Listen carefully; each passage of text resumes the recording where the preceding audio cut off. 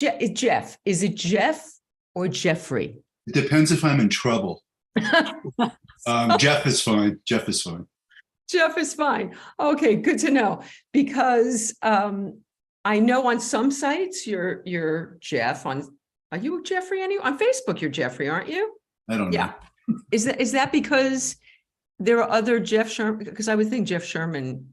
Jeff Sherman's a pretty common name. And especially like if you look up Jeff Sherman in the San Fernando Valley, there's like 1,000 of them. There are that many Jews in the San Fernando Valley? And they all seem to be doctors, lawyers, or they're just out of jail. So I decided to be Jeffrey or Jeffrey C. Sherman. Well, there you go. And Wendy, clearly you changed your name for show business. I kept my name. No, I'm kidding. Yes, but I realized that if I don't know if somebody is called Jeff or Jeffrey, I don't wish them happy birthday on Facebook. I feel like if I don't wait, say that again. If they don't, I don't know what they're called. Like, let's say your name on Facebook is Victoria, and I don't know if you're Vicki or if you go by Victoria. Like, then I can't wish you a happy birthday. I feel like that's so. You're not my friend, really. Oh my God, that's so. I don't wish my husband a happy birthday because I don't know what he likes to be called. Okay, so I call him Jeffrey sometimes. Yes. Okay, you guys are so. All right, so I was just corrected. I thought it was 4 years ago that you guys were going to do this show. And then I listened to an interview with you and you said 5 years. So I went back and changed all my posts and it's 4 years. Okay, so tell us, for those not in the know, tell everybody what happened 4 years ago. So Victoria, 4 years ago. I'm Vicki, by the way. I know. I'm kidding. 4 years ago, I was crossing the street on Ventura Boulevard, Ventura, in Encino or Sherman Oaks. And which is where I live, Encino, by the way. Studio City. It was Studio City? It might have been me. Oh, no, it wasn't you. Are you a lawyer? Lawyer hit me. And I was hit by a car. And I just remember my body being pinned to the car and me turning and thinking, this is what it's like to be hit by a car. Like, that's what I was thinking. Okay, but wait a minute. The thing for people to understand is you were hit by a car and you weren't in a car. Right, I was walking. So tell. And one leg was broken and both feet. And it was complicated only because when they put the rod in my leg to stabilize the bone, they rotated my leg. So when it healed, I looked like a duck. It was okay, except when she tried to swim, she could only go in circles. Like, they literally put my leg on wrong. So I had to wait until it healed. And then they had to go back and re-break it and reset it. And my husband, that guy in the other square, was such a doll, and he never complained, and he took care of me day and night for 14 months. And I had to take care of him one day because he had a hand operation recently. And I was like, oh my God.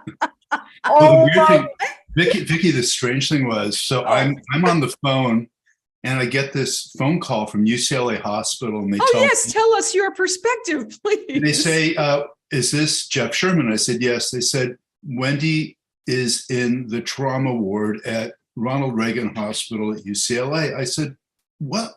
She had just left like half an hour before I went, what? So, and they told me her trauma name, because I guess you have to have like a code name to get into the trauma ward. Yeah. And what was her trauma name? I'm trying to remember this. Like Morrison. It was like Moritzen, I think. Moritzen.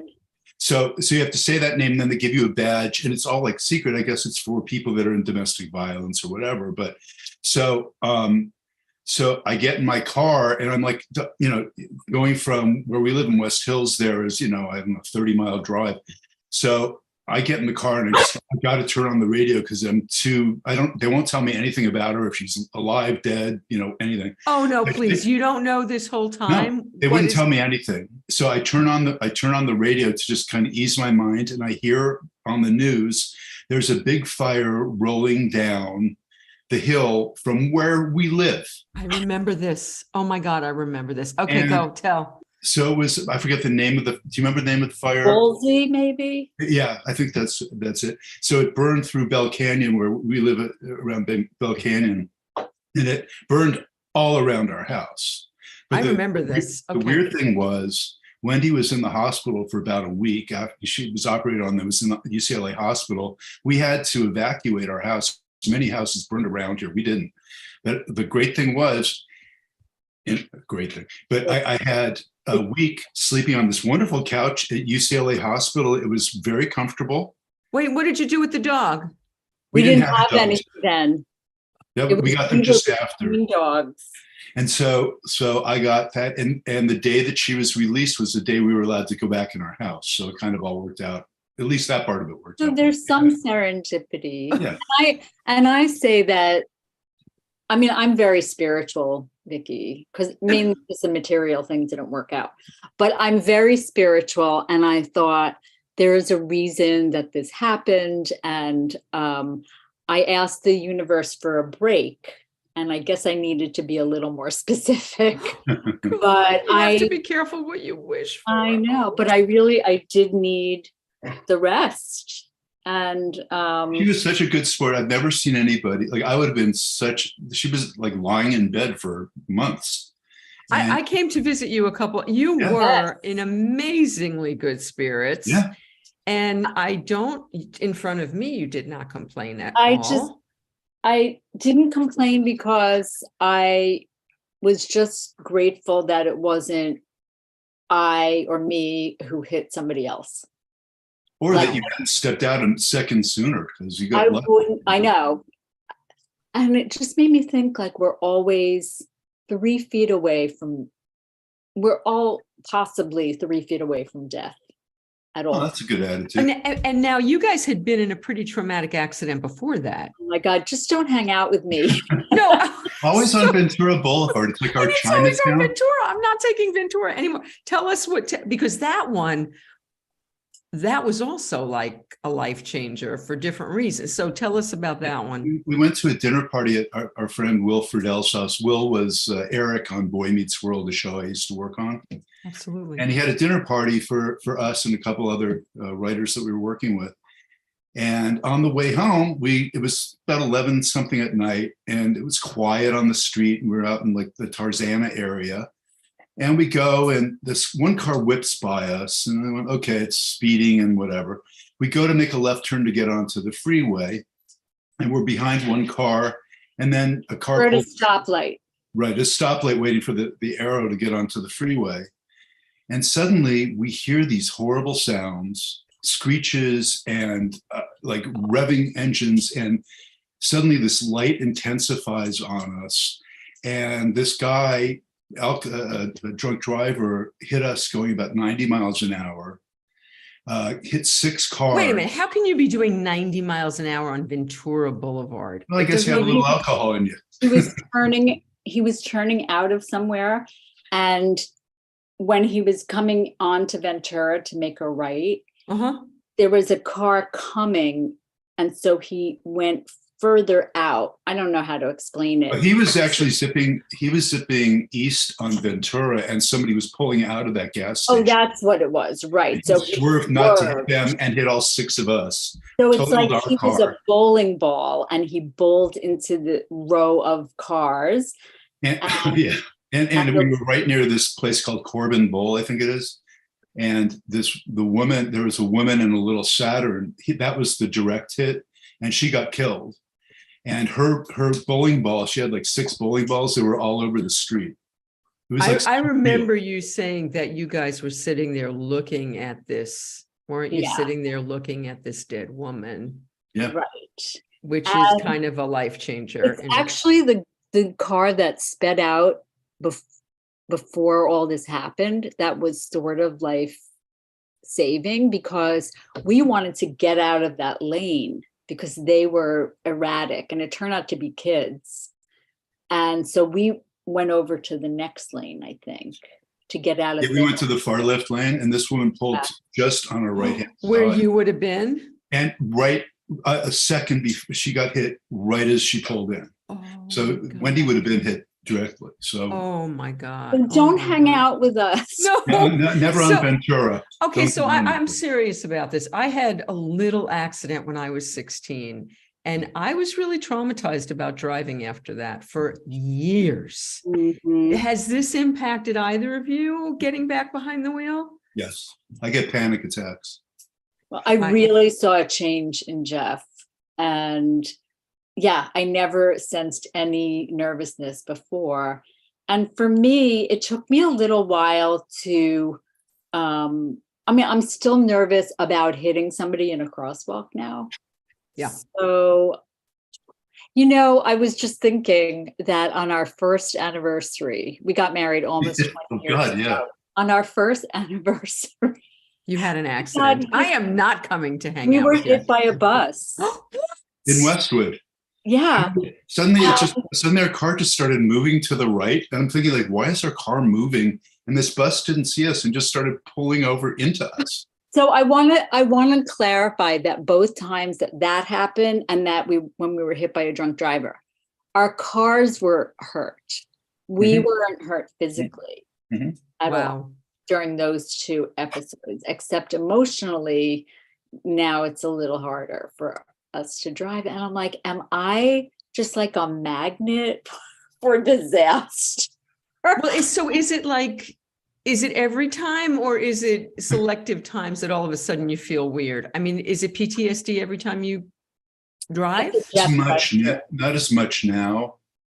It used to be really bad where I had to take like an Ativan or something, and which my doctor won't give me anymore because you're taking an Ativan and driving, not a good idea. Yeah. So, but I've just sort of learned to calm down, not worry about it. But I do find that ever since that happened, I'm that guy that drives slowly in the right-hand lane on the freeway. Me Yeah. too. Really? Go around. I like driving slowly. And sometimes when Jeff lets me drive, because he doesn't like driving, but he doesn't like me driving even more. Now, wait a minute. Which foot was broken? Is it the gas pedal or the other foot? No, both feet. Both feet. They're both fine now, but it was my left leg that was broken. Oh, and both feet. Yeah. So I forget what I was going to say about Jeff. He doesn't want me to drive. He would rather drive than have me drive. But whenever I am in the car with him and I'm driving, he makes me nervous. So I don't drive as well.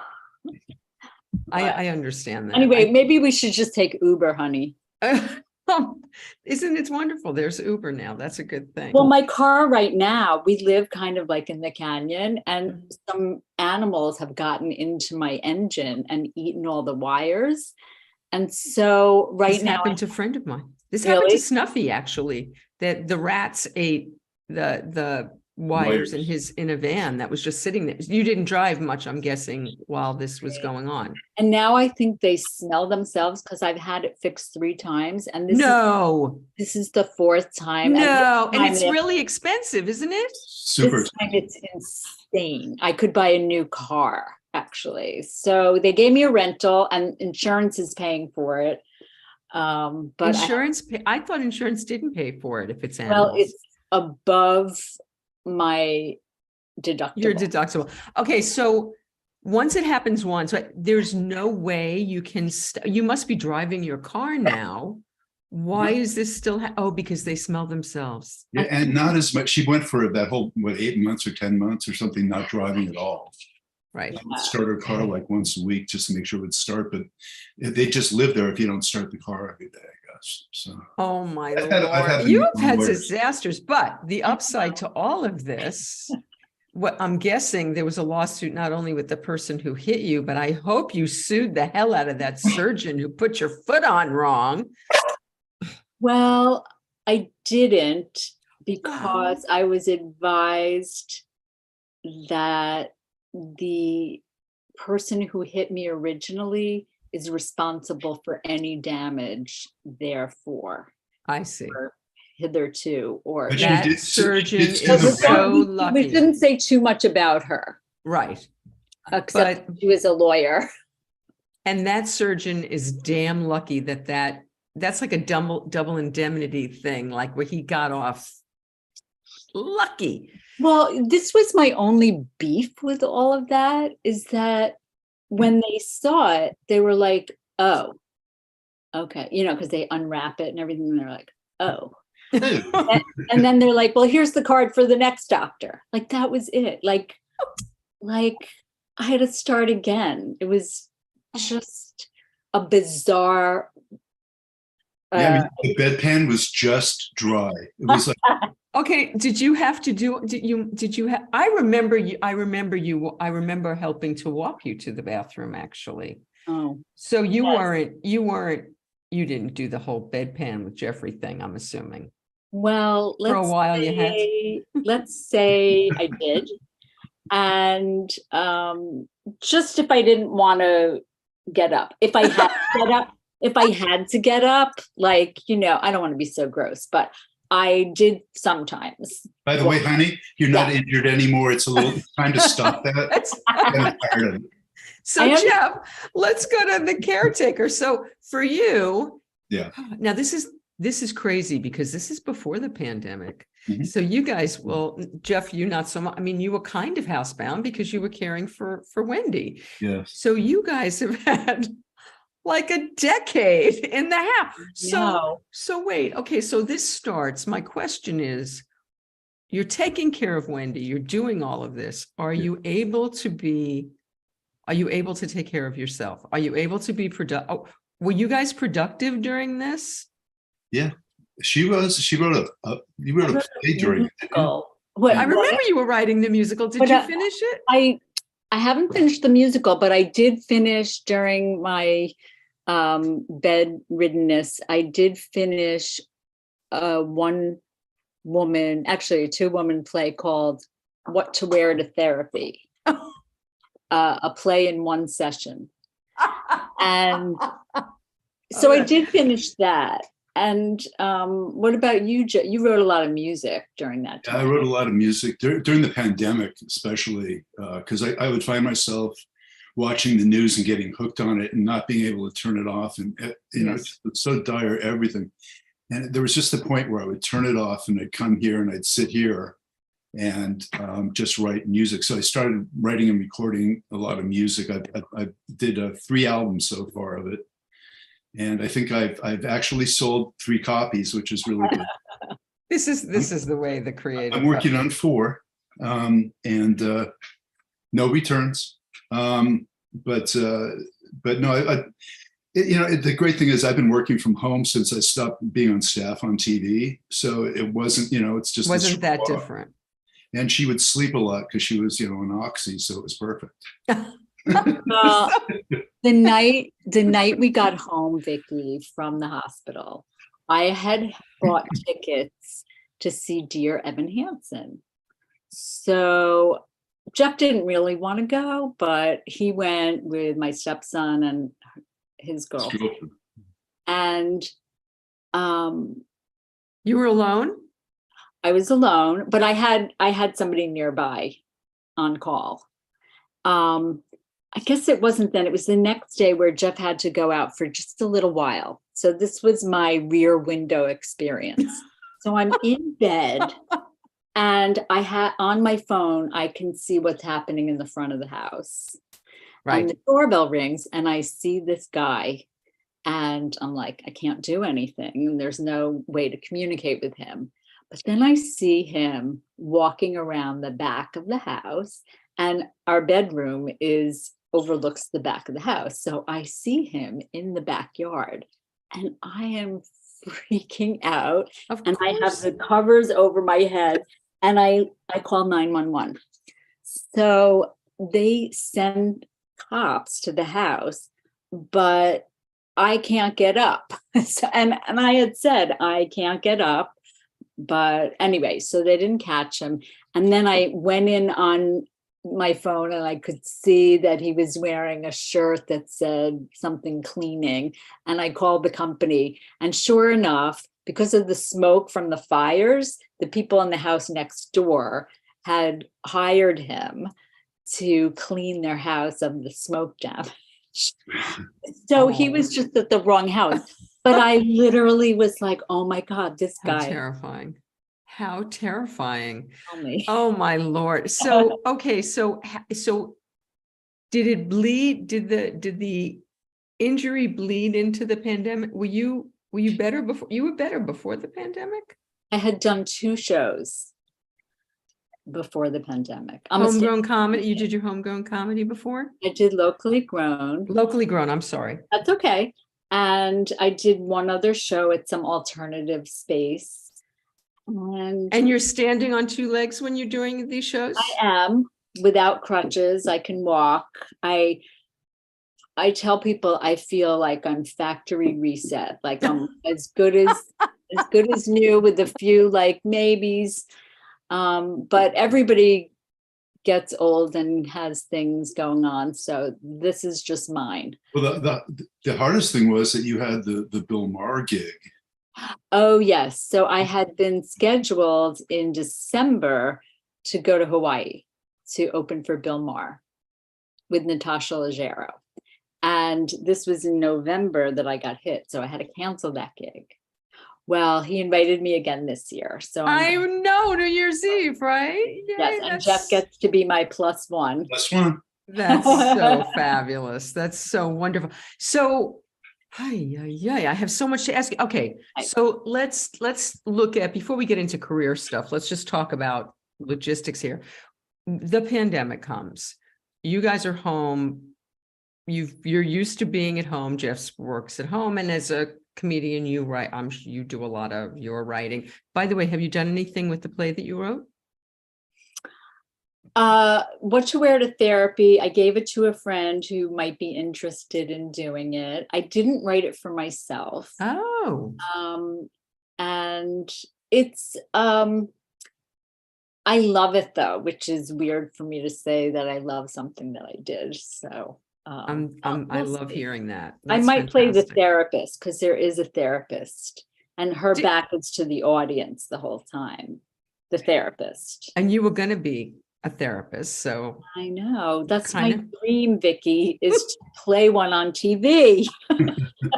So wait a minute, were you writing your musical with Monica? Was that with Monica Rosenthal that you were writing? We were writing something. We were writing else for her. Yes, and I feel like, and I think Jeff agrees with this, that everything we do professionally is cumulative. Like I learn a little bit of something about something from everything I do. So absolutely. At some point I'll do a play, I'll write a book.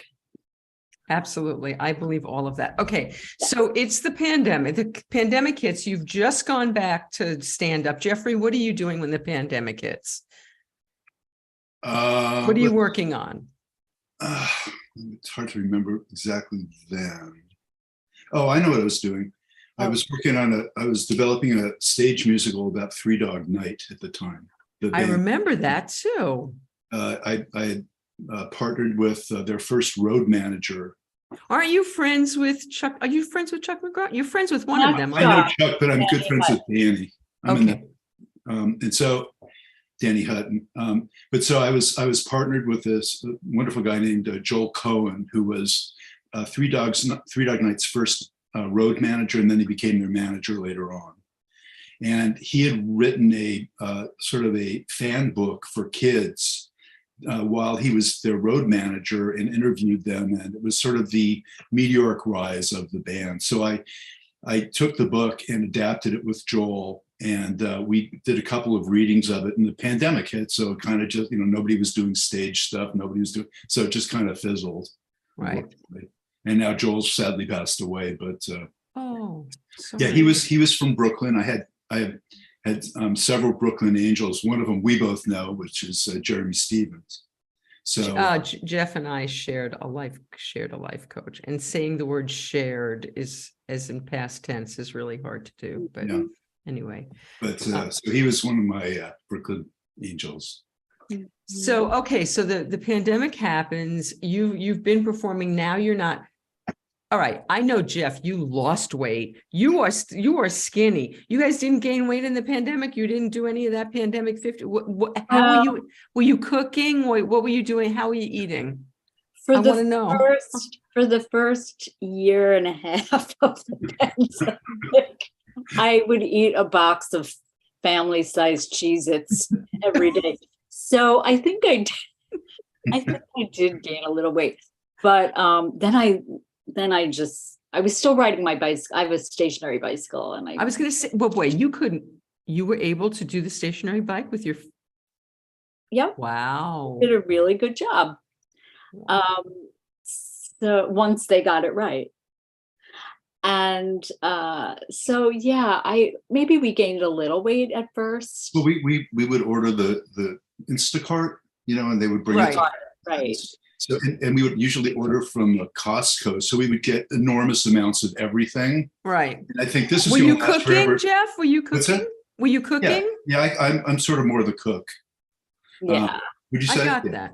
So, but nothing elaborate. It's just, the basic stuff. And now Wendy basically only eats carrots, so she won't let me cook for her. Wait, what is that? Why? No, it's just that I've gotten very picky as I've gotten older. Okay, so we have two. I know you want to talk about the dogs. Yes, let's talk about the dogs. I will talk about them in this context. Okay. They were going to be, we rescued them, or they were rescued from being eaten in a Korean meat market. Oh God, I just had goosebumps run down my entire body. Are you kidding? How do you know this? Well, that's what the woman told us anyway. She would bring South Korean, as Wendy calls it, the good Korea. The dogs from South Korea, especially these Jindos, which is the national dog of South Korea and a delicacy apparently. And she would bring them here. And when we got the paperwork for the dogs, I guess it was in all Korean. I couldn't tell. It was all Greek to me. So So because they were rescued from being eaten, I suddenly became unable to eat meat because I would smell her and I would just go, oh, it really does smell a little beefy, especially when she was wet. And so I stopped eating meat and chicken. So now I'm still eating fish. We ate a ton of tuna fish during the pandemic. Yes. But it was the first thing I stocked up, it was like our bunker. With tuna yeah, fish. the Costco, you get the 20 pack or whatever the hell that is. Yeah. We actually liked being home together in the pandemic. We liked it. It's a horrible thing to say, but they would go, well, it looks like it's going to be another 6 months. And Wendy and I would look at each other and go, high five. Not for the horrible part of it, but just, it kind of gave us time to be together and alone here. So it's really interesting, Vicki. In my 20s, I had such fear of missing out that this would have driven me insane. I was out every night. I'm not a partier, but I was at a comedy club or couldn't be home. I remember I had a boyfriend before you, Jeff. I had a boyfriend once ask me to go away for the weekend. This was in my 20s. And I was like, no, I didn't. You might miss something. I might miss something. I used to have, I get that. But do you still have it? I don't. Snuffy and I didn't leave the hilltop for months. Yeah. Right. Were you together during the pandemic? No, well, we weren't at this house. We weren't living together. No. No. So it was, we FaceTimed literally, we would watch movies over FaceTime and, have the camera open and talk about it. It was pathetic. It was sad, but anyway, yeah. So I actually should write a piece about it because there is a certain romance to that, but it was very lonely. It was very hard to be in. Okay. So how have you acclimated back? I'm really curious about this because I went to my first indoor concert last night and it was terrifying. Yeah. I wore a mask, but we were in the fourth row. I'm not doing that again. Inside? It was my first indoor thing. Did other people wear masks? No. That's what I can't stand. People don't, and it was terrifying. And I went to George Shapiro's memorial, Right. and I was one of the only people wearing a mask Me in too. there. Yeah. So how have you guys, like I haven't gotten on a plane yet. How have you guys gotten back to living? How much back to living are you? Are you completely back to living? What is your life like now, pandemic wise? Well, neither of us have gotten COVID. Me either. Poop. I'm okay. I'm spitting Knock and wood. knocking. I did get shingles. I did get hives. But So do you think that's nerves from the whole thing? No. I don't know what it is, but oh man, I was telling the woman who details my mouth, the dental hygienist, Mhm. I was telling her, I was telling her That took a minute. When you first, yeah, okay. that I had shingles. Yeah. And she goes, oh, well, that's like, they've reported that as a side effect of one of the vaccines. Really? Yeah. Oh, we can't say that out loud because now people are going to start getting anti-vaxxy crazy. No, I'm not anti-vax at all. No, I've I had know. every one of them, but she told me that that was in the literature. So, Wow. You hadn't had the shingles vaccine, obviously, I'm assuming, although I guess that could happen too, which I'm going to go get tomorrow now. So, okay, Gabe was working for David Letterman when Dave got shingles, and it was bad. So what was it like for you? It was just on my forehead. They were worried that it was going to be and a little around my eye. And the only, so if it's in your eye nerve, you can lose sight. So I had to be checked out by them. And then if it's in your ear nerve, then your face, you get palsy. And that's what Justin Bieber had. Oh, and it's not contagious though, Jeff. Were you ever concerned that you were going to? No, it's No, not. I don't think it's contagious. I think Not it's contagious. having to do with, what is it? It's like childhood chickenpox or something. Right. And I've gotten the first, you have to get two. I've gotten the first shingles shot. I'm going to get the second one. Now, okay, so I have to do that. Did you have a reaction? Because I've heard the shingles one can be, no? Okay, good. Well, I didn't get it from the first one. So I was asking, and I asked the woman when we got our COVID vaccine recently, the booster, and she says, oh yeah, usually it's on the second shot. That's what I heard. Now I'm like, I don't want to, okay, I'm going to tell you the secret of vaccines that I have learned that has worked so far for these, the COVID ones. Fiji water is the secret to the universe. You told me that. I'm telling you, this is the secret to the universe. You drink one of those big mahugas of Fiji water before you have the shot, like an hour before, more, and then drink Fiji water all day, all night. And I'm telling you, no reaction to the vaccine since that. Now, this show's brought to us by Fiji water. I should do product placement all over the place, between Sunfair and Free People. Anyway, so, all right. Do you guys live normally now? Do you still mask, or what's it like? Jeff wants me to wear a mask at home, even to bed. It's a mask of Jennifer Aniston, but I still wear a mask, and I do. You People do stare at it's this weird thing. It should just say Biden on it, because I guess that's what, like, especially in our neighborhood, I feel it's a kind of a, that.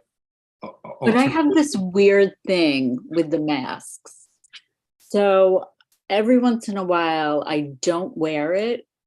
And I'm like, I just feel kind of brave. No, and don't you feel naughty? I kind of feel, this is wrong. Yeah. But have you flown yet? I have flown a couple of times. I went to the Irma Bombeck Writers Workshop to teach stand-up. And then this past weekend, I got to fly to Utah to open for David Spade. Oh, I saw your post. My career highlight. Wow. It was fun. And I did wear a mask on the plane. And I would say a third of the plane was wearing a mask. Oh, wow. How about the people in it? And then nobody. And I think some of the audience was wearing a mask. And how did you feel? Did you feel like being in the airport? Did you feel, okay, I'm safe, I'm masked, I'm okay? Did you feel that way? I didn't feel invincible, but I did feel like, I've had 3 booster shots at this point.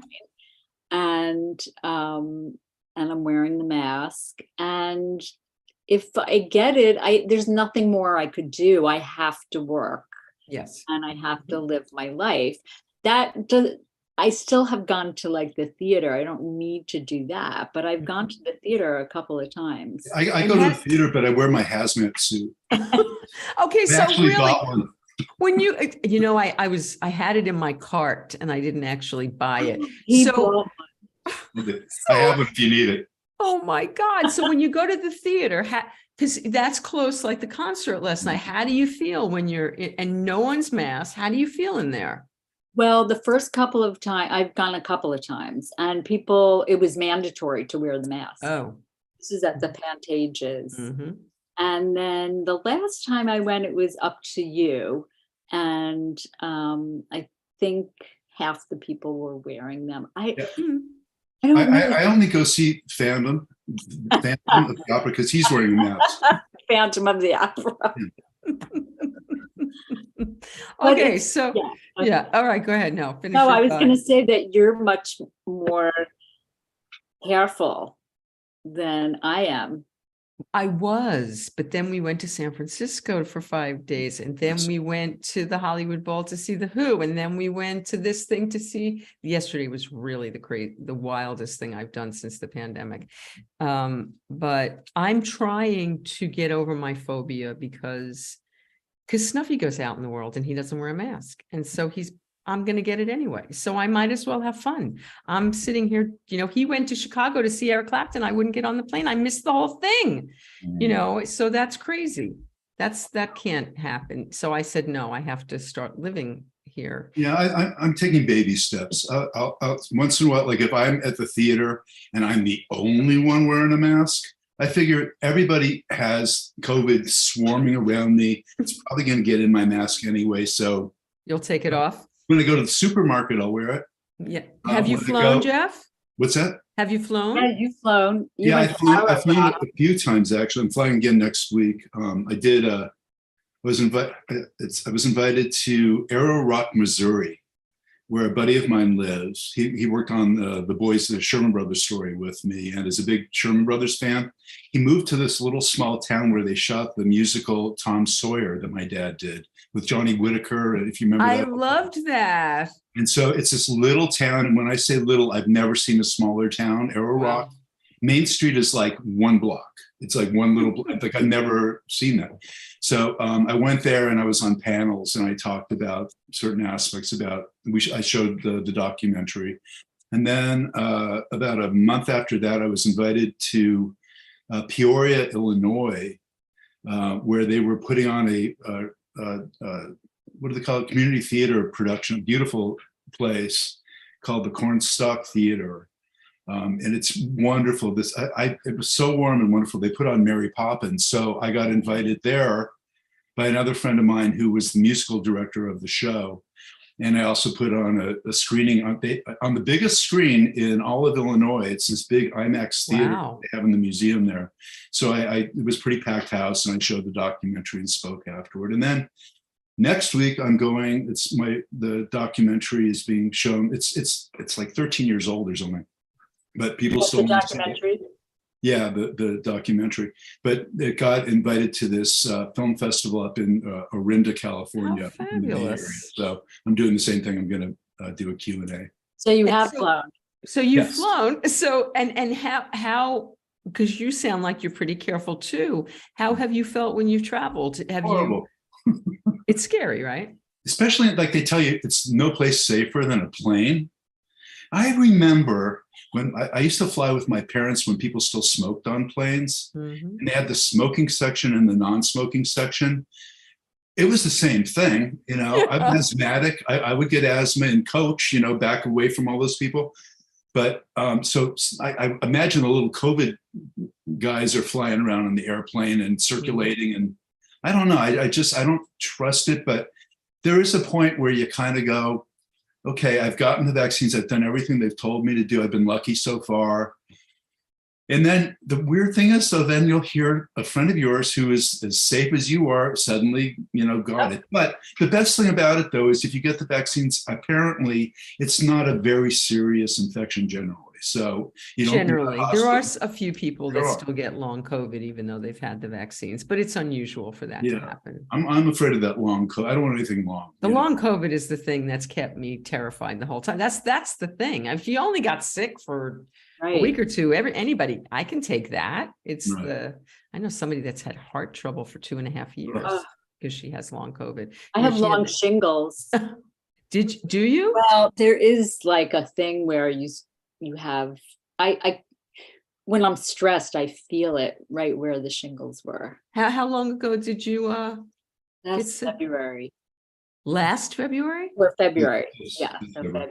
So. Wow, so that is long shingles. Oh, yeah, it's gotten 90% better. But you've been through a lot, young lady. But I think everybody goes through a lot. Mine is just like, mine is, I'm just very loud about it. But I do think everybody has their stuff. Everybody has their stuff. You have a great attitude, Wendy. You really do. I'm saying this with total seriousness. Well, I mean, I'm in awe of how grounded you are about your experience. She was actually even a little nicer when she was in bed. Well, I was at your mercy, honey. No, but I didn't have is that full again? What? Oh, yeah. Is that full again? Laundry. I didn't have to empty my own pee jar. I didn't. But the fact that there doesn't seem to be any why me in you at all. No. And that's my job. I called him Grubhubby because he would get me dinner. You called yourself Grubhubby. I didn't write that joke. Grubhubby, I like it. Okay, so do you guys eat inside at restaurants? Yeah. We have a few times. Mm-hmm. We never went out a lot before the pandemic. Mm-hmm. And I know people who ordered out every night. We never ordered out and we never went out. So we just cooked at home. And I ate a lot of popcorn. I have to say that. Between the Cheez-Its, yes. Between the cheese. We're like an addicted to Skinny Pop. Skinny Pop's the thing. That's Skinny Pop is very happening. All right, so let's get off the pandemic thing. Okay. Let's talk about something really fun. So tell me how I don't think I know the answer to this question. How did you guys meet? Do you want to? So Jeff was hired to write a sitcom for me. Stop. I don't even know this story. I know, Columbia TriStar. Yeah, I originally I'd seen Wendy because I'd met with a fellow named Lowell Mate who used to be over at HBO Productions. And he gave me a stack of old videotapes of comedians they had deals with to do. So I looked through, among them were like Ray Romano and other a lot of people. And I think about the only woman in the bunch was Wendy, who I liked. And it didn't work out, that didn't fly. But then another agent came to me and said, there's an open assignment for this comedian. She was just named Comedian of the Year. And her name's Wendy Liebman. I said, oh, I love her. And so they gave me another tape, another performance. Mm-hmm. And I got hired to write the sitcom for her. So we had to meet at Jerry's Deli, which is going down in Studio City. And so I got there a little bit early because that's me. And I'm sitting on the little couch. It's like 3 p.m. There's nobody there. It was that real quiet time there. And so I'm sitting on the little bench and suddenly the door opens and somebody eclipses that dessert cart. And it's Wendy. She's sort of she's little, but she partly, and I tried to stand up and my knees got weak. Oh, this is too cute. And we went over to the hostess who said, where would you like to sit? And I said, I don't care. I just want to look at you. Which And was this weird was because a that was the meeting. hostess. It was the hostess she wanted to look at. And I wasn't single. I wasn't married, but I was with somebody. So Wait a minute. You didn't know. You didn't say it to the hostess. You said it to No, Jeff. I was just kidding. It Okay, sounded like but you said it to you're the throwing host. me off here. Wait a minute, Yeah. because I don't know. I mean, I don't. Well, I know you a little bit, but I'm surprised to hear you be so forward. It was weird. It was it fell out of my mouth. I'm not forward, but I had heard a guy named Jeff Sherman was meeting with this guy. I pictured Costanza from Seinfeld. Like I heard a writer, Jeffrey Sherman. Anyway, it really truly was love at first sight. Both of us. Both of us. And now I'm not so sure. But at the time, no, it really was love at first sight. We sat I believe down. it. We sat down at a corner booth, and like we were the only people there. And we talked for about an hour about nothing having to do with the show. And then she said, "Oh, my ride's going to be," she got dropped off. She goes, "Oh, my ride's going to be outside. I'm going to have to go." I said, "We should probably talk about the idea." She goes, "Yeah." So I pitched it to her like an elevator pitch, really fast. She goes, "That sounds great. Good. You're my writer." And she went out and took off. So, you were still married, but you weren't with your wife anymore. No, it was a couple years after. And you had two other girlfriends. So it wasn't like I didn't break you guys up. No. But he still had to get divorced. So we were together for 4 years before we got engaged. And how was that for you? I'm asking, how was that for your kids? How was that adjustment period for them? They both loved her from the very beginning. In fact, you're nervous with little kids. They were what, 6 and 3, I think. 4 and 8. 4 and 8. Yeah. Oh, that's right. They are 4 years apart. Hello. So I did help raise them, actually. But so we went to the beach all together. I remember this. And I went and I was carrying the stuff, and I turned back and I saw Wendy walking with her, holding one boy in each hand. Oh, it was really sweet. And it was really sweet. Okay, I have to jump ahead. You guys are grandparents now, yes? Yes.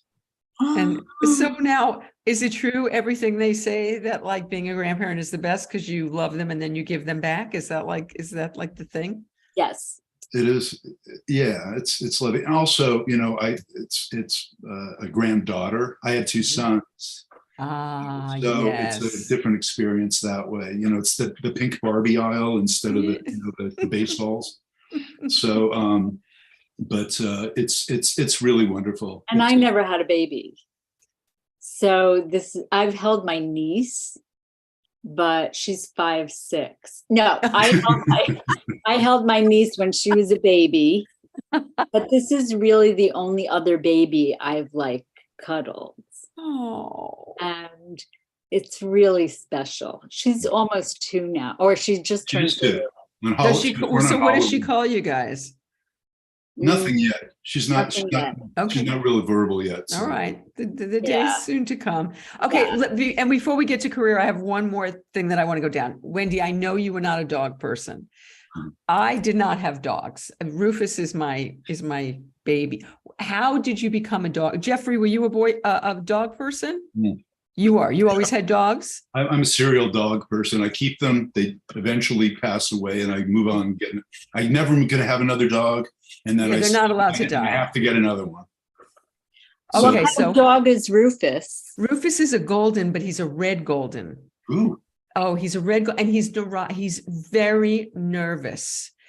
We're giving him, the pet nanny, Shelley, told us to give him rescue relief in his water so he can calm down a little because he really is very high strung when not with us, but with anybody else till he feels comfortable. He gets very anxious. Was he rescued? He is not a rescue. Snuffy's son got him for Snuffy. But he's not a rescue. And I have feelings about that, but I keep my mouth shut because Rufus was meant to be our dog. Right. That's right. No judgment here. Meant to be our dog. But so Wendy, what happened? So the boys wanted dogs when they were like 5 and 9. So Jeffrey, you were in a period where you didn't have dogs when you met Wendy? I did He have did dogs. have a dog, but the dog died right when I moved in. Freddie, right? Freddie. That's what you're telling That's what people. But it really made me think about life and mortality. Like, where did this life go? I don't know. Mm. So the boys were maybe 6 and 10, and they said Just got older. Okay. a little older. Yeah. Yeah. 5 They and 9 were now to getting 6 and older. And they wanted another dog when Fred died. And I said, if you get A's, we'll get a dog, knowing that we would never get a dog. Yeah, and one of my old girlfriends who actually is still friendly with us and loves Wendy. Her name's Betsy Rosenfeld, is a dog rescuer. Right. And so she, it was which 2 dogs was it? Miko and Asti. Miko and Asti. Yeah. So we found out there were these rescue dogs. She told me, but there are 2 of them. And so we go up to this house, and it's a German Shepherd mix. And what was he? Chow. Yeah, and they'd kind of grown up together. So of course we took both of them, and they were wonderful. And Wendy fell in love with them. And I remember the first time when Miko followed me around the house. It was like he imprinted on me. Yeah. And that was the first moment that I fell in love with a dog. Before that, it was not part of me. Now I'm like, so both of those dogs passed away of natural causes, old age. And They were then older dogs when we got them. Yeah, they were older when we got them. And then we got JJ, who was a Bichon poodle, who was the funniest. His real name was Daffy, but we had to change it because we couldn't. Anyway, we got JJ, and he was just like, he would sleep on my feet. And he was. And I got him right after that we got hit by the car on Ventura. Oh, right. I took a walk the next day, and I'm walking down. We used to live in Studio City, and I'm walking down Ventura Boulevard, and they have this dog adoption on the street. And Wendy and I'd gone through there before once, and she'd seen a dog that she liked. Well, I walked through, and this little white dog, which I think is the same one, sits on my foot. It is not the same dog. But I decided I had to get him because it was like a sign, and it was just a perfect, it was such a comfort dog. He was a little tiny little dog. He was so sweet. So we got JJ. So then JJ passed away of natural causes. And then we waited a year, which was great because that's when I had my accident. And so we didn't have to take care of a dog while we were doing everything. It just worked out. Like, thank you, universe, again. And Jeff goes, it's time to get a dog. And he shows me a picture of a dog. We had wanted a golden retriever. And he goes, this looks like a golden retriever. But it's a rescue, and it looked really cute. So we go to this woman's apartment, and she's got it looked like 12 dogs. It looked like one of those, those dog things where they have the hoops and all that stuff. It was like crazy. Dogs running around everywhere. And so we went and we saw this beautiful white dog, and she was adorable. And then there was this other dog. I'm such a sucker. I'm sitting on the couch, and this other dog leaps up and sits in my lap and starts licking my face. And I said, I think we're getting 2 dogs again. So we got 2 Jindos. So then I just remember calling the trainer, and she goes, you got 2 Jindos? Like, I guess that's a no-no. Really? Yeah. Especially if they're both female, forget it. But they're not. But our male, alpha male, Jackson, I'm going to find a picture. He runs they run our life at this point. They really do run our life, which is one of the reasons we don't go away that much, because we love being home with them. And they didn't get to socialize that much when they were brand new, because they were just like a year old. Mm-hmm. And so during the pandemic, they didn't meet a lot of people. And so it's been an adjustment for them. That's the same. So Rufus is a pandemic dog. And so he wasn't around people except the people he knew. So as more and more people get introduced. Because it's in your, you got to go right up to the camera, huh? There you go. There he is. So that was the original picture that Jeff saw. And yeah, really, But they're really. kind of like a golden, and I'd never heard of a Jindo. I didn't know what that was. I figured they just misspelled it. Still can't see. It looks I like a lot know, like a I great know. wall. Yeah, I because you know. have the It's not screen worth it. thing. Okay. Yeah. But they're beautiful. You can see them on my Instagram page. Yes, I see your, They're beautiful, and they're self-cleaning. And they once ate a recliner. what?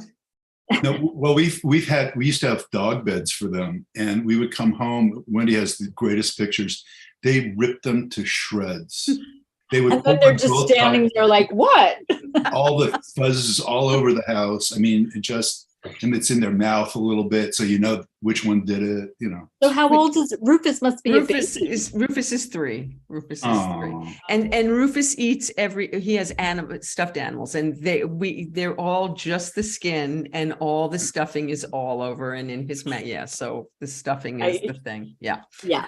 So all right, so we're now dog girls. But you know, he has one gray hair, and I saw a golden last night with a totally white face, and I started to get really sad because You just get some hair dye. yeah, but how do you? I can't even imagine. Our housekeeper had to put a dog down yesterday. I can't eat. I don't know how you survive this. You know how you do it? Because I've had many dogs through my life. You do the best you can with the time you have. They're on a different lifespan. Mm-hmm. And you just, you just do everything you can for them. It's like, you resign when they go, that it was their time, and you just are okay. I think you kind of, I can't really, because I get super attached to dogs. Mm-hmm. I have all their tags on my keychain, That's a lot of tags. It really is. I can't get through airports. Wendy, how did you get through the first time? So I kind of detached myself from it. And I have since written a children's book called Keeping Miko, because this really did happen, because they had to put Miko down, and Miko was my dog. Mm-hmm. And when they did it, I had this open ring box, and I was just being spiritual, and I tried to catch his essence, and then I closed it. And then I thought, what happens if somebody opens this by accident? Then I realized Miko is everywhere, and Miko is always everywhere. So I wrote a children's book called Keeping Miko. It's fabulous. Not published, but I guess that's how I dealt with it. I think with these dogs, I'll be in my 70s by the time that, because they're only 4 now. They'll be digging holes in the back for us, I think. But this is also how I think about it, Vicki, that the fact that they die while I'm still alive, I know they always were taken care of by me and Jeff, like that they always were fed and safe. And so that's my comfort. It is heartbreaking though. I mean, it's just, I just remember specifically with Miko, he was getting he couldn't stand up. His hind legs wouldn't help him up, and he was in pain, and it was just hard to watch. And we had somebody come to the house to do it in a sort of a humane way with us around. And so she comes to the house. Miko jumps up like nothing's wrong. Like he knew, like, no, I'm cool. And I'm going, oh my God, I'm gonna have to ask this woman to come back. But then he couldn't keep it up. She evaluated the situation. He was arthritic. It was time, but it never feels like time, right, Vicki? I can't even. It would be like, I don't want to even say those words. Yes, I don't even want to get my hair in some. I mean, no, it wouldn't be like that, but it would feel like that. It would feel just awful. Yeah, I can't. Well, let's talk about something fun then. Okay. So car crashes, shingles, dying dogs. That's my show, though. That's what I do. I gotta really. Well, no, not no. We do a lot of fun. We do fun things on here too. We're going to do fun things now. We're going to talk about fun things. So, but before we do, Jeff, I did not even, I think I knew this story, but it turns out that a vaccination that you once got is responsible for a huge success that has made gazillions of people happy. Tell us that story. When I was a little kid, my dad and uncle are the Sherman brothers who wrote all a lot of the song scores for Disney and elsewhere. They wrote the song scores for Mary Poppins and Jungle Book and, well, not Disney, but Chitty Chitty Bang Bang. Winnie the Pooh, they wrote It's a Small World After All. They wrote 1,000 published songs. We'll be here forever talking about. But so when I was a little kid, Dad got hired by Disney in about 1960. And at their second meeting, I think it was, Disney signed them to the studio and handed them this little red book of Mary Poppins. So my dad brought the book home and read it, and my uncle read it. And then my dad read the book to me and my older sister, Lori, one chapter every night. And he would talk to us about it and ask us about it. So I got really curious about that, and it was all cool. But as he was developing this whole thing, he ended up seeing Julie Andrews perform Camelot on the Ed Sullivan Show. They were looking for somebody to play Mary Poppins, and they talked about like Betty Davis, and they had all these various ideas, but nobody was really working. My dad and uncle were both watching the Ed Sullivan Show, and they both called Disney and said, "Wow, this is who we should get." So Disney, wow, they're responsible for Julie Andrews. Wow. So, well, I mean, everybody saw her on the Ed Sullivan. Everybody watched the Ed Sullivan Show when I was. So Disney flies out and invites Julie and her husband at the time to come out to Los Angeles because they were prepping the movie anyway, even though they hadn't cast Mary yet. So they had the storyboards and they showed. So her. did they have most of the music already?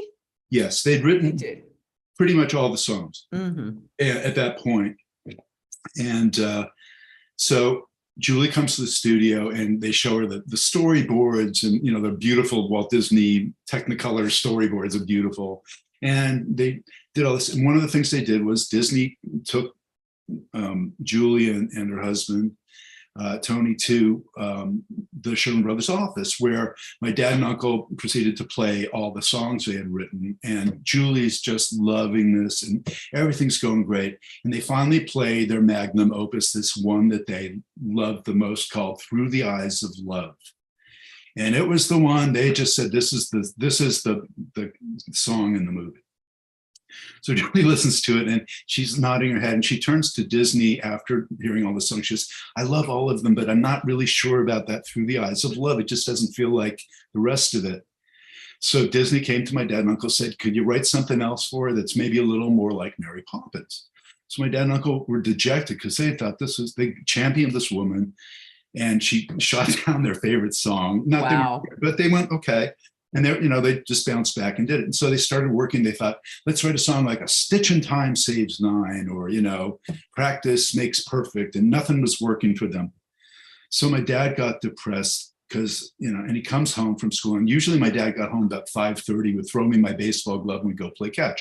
But this day he was home when I got home. All the shades were closed. And quite frankly, he was drinking a scotch like this. Oh. It's not scotch, it's coffee. And so he said to me, "How was your day?" And I said, "Well, I got the polio vaccine at school today." Now, I was a big kid and I was notorious for, your contemporary. Remember when they used to bring out all those booster shots and you'd have to get they'd have 5 hypodermics on a tray. I don't know if that was everybody, but that's what they did with me. I hated it. I was phobic of needles. I didn't want. So I used to tip these trays over in the doctor's office and run out and hide in Beverly Hills. That's my thing. So instead on this one, so my dad was kind of shocked. He said, "Yeah, you let someone give you a shot at school?" I said, "Oh, no. What they did was they had this plastic spoon and they put a sugar cube in it. They put the medicine in it and you just ate it." My dad looked at me and started tapping the table. And he said, he just went like that. And he went over to the phone, called my uncle. And the next day they sat down and wrote, "A spoonful of sugar helps the medicine go down." I have goosebumps from head to toe. That is incredible. I've heard that story 150 times and I still am amazed. That is just I've told that before. mind-blowing. No, I'm kidding. But the funny thing was Wow. when COVID broke out, a good friend of mine wasn't going to get the shot and all this stuff, and didn't believe in the vaccines. And then I heard Dr. Fauci and Sanjay Gupta on the news saying, the problem is they're going to develop this thing, but we're not sure people are going to get the vaccine because they're afraid of them. Right. So I wrote this first a Facebook post, and I told that story in a very abbreviated way. And I said, and when the vaccine comes out, we should all, listen to the doctors and scientists and get this and save the world. So then Wendy said to me, you ought to put that on Twitter. And I really wasn't a Twitter person at the time. So, but I figured it out, and it's like I'm so verbose. I had to get it down to the size of it. So I put it on Twitter, and my phone went nuts. It was like a jumping bean on the table. It just started buzzing. 1 million people. Buzzing. I had almost 13 million people. Oh my It Lord. went viral all over the world. I got interviewed all over the world. He's been chasing that hive.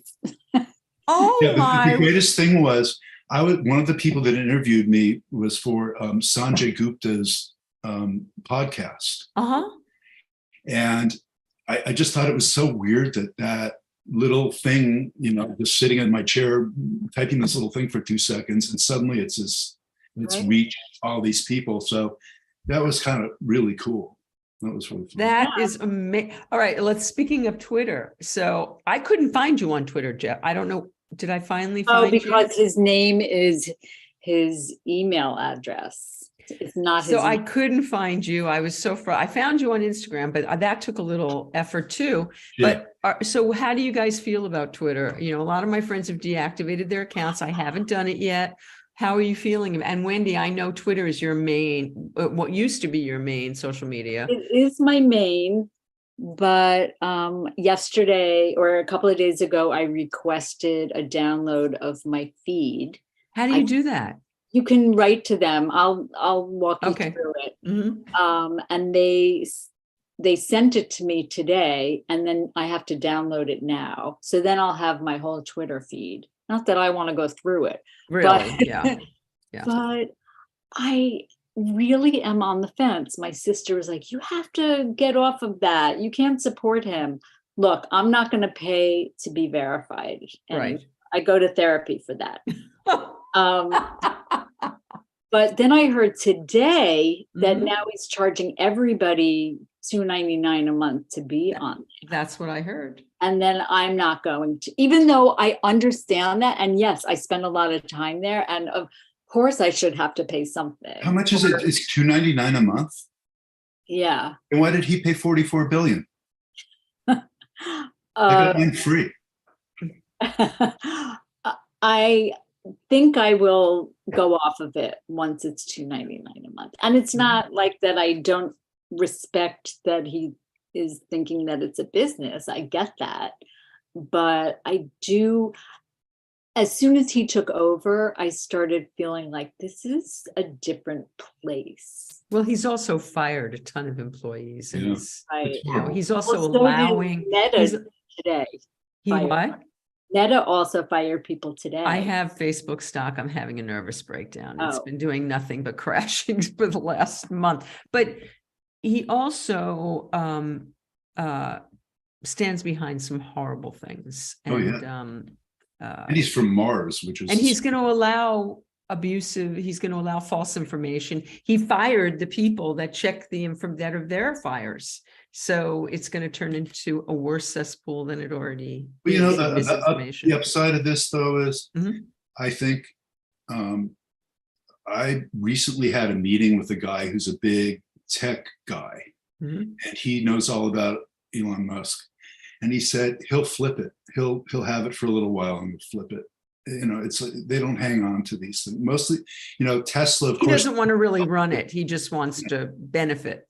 He was, who knows what those guys think. I mean, if I had $44 billion, I'd probably give it to charity. But he walked in the first day holding a sink, What's like that? a kitchen sink. Yeah. an SINK. Like he was carrying it, like instead of a briefcase, he was. What did that mean? Why did I read later, he wanted you to let all of this sink in, that he took over. Like, what is he, a then he prop pulled in, owner? and then he brought in a toilet because he said he was flush. Wow, Popcorn. that is so A crazy. new carrot top. Oh my Lord. Okay, so we've talked about everything except what you guys do. So I'm going to start with Jeff, because I think we're all a little more familiar with your career, because behind the scenes is kind of not as upfront, let's say. Jeff, you come from this incredible showbiz home. First of all, was your house filled with celebrity when you were growing up? Was it Uncle Walt? Was that the whole deal? Well, I've met Walt Disney 5 times that I can remember. And I have a funny little story about that, but it's too long, so I won't do it right now. I can tell it short. Go ahead. Go ahead. Do you want me to? Okay. So Jeff was being shown the sets of Mary Poppins. I'm And about 4 or 5 at this point. yeah, and one of them was the rooftop of London. Mhm. So he was a little kid, and Walt Disney took him by himself to see this. And Walt Wow. Disney goes, "What'd you think?" And he was like, "Eh." How old were you? Like 5? Yeah. And so he looked at me like, what's the matter? I've had the greatest, I remember just this frustrated man thing, and I'm thinking like, oh no, he owns Disneyland. I'm never going to be invited back. And so he explains, he said, well, what's wrong with it? And I said, I don't think anybody's going to believe it. And he said, I've had the greatest artist in the world create this. This is like, and I said, I know, but it's supposed to be on the rooftop and it's on the floor. And he looked at me like, what a stupid child, but he was very nice about it. And then he got down on his knees and he put his hands up like this in front of me. And he said, this is all a camera sees. So nobody's going to know that it's on the floor. It's going to look like it's on the roof. And that's called movie magic. And you can never tell your friends. And so as he led me out, my head exploded. I just went like, oh my gosh, that's so cool. And he walks me back to the commissary where I'd left my dad when he grabbed me and took me to the soundstage. And my dad just was miserable. He thought he was getting fired because I'd said in front of him, like I didn't think it was that great. And so he whispered to my dad, who laughed, who told the whole writer's table what was, funny about it, and a big laugh. But I got my tuna sandwich and I was okay with it. But what was the? So you met Walt Disney. Were there a lot of other celebrities? Yeah, Carl.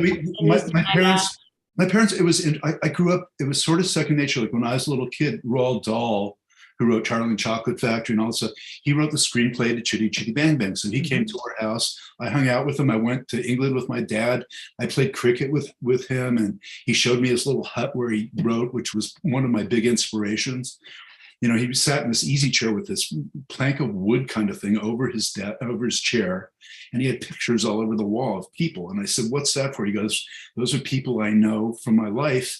And when I try to think of a character, I can look at them and get inspiration." So that kind of stuff happened all the time. The dinner parties at our house were really cool because my dad and my mom had eclectic taste. We'd have politicians, and we had Daniel Ellsberg at our house, when he was doing the Pentagon Papers for a fundraiser.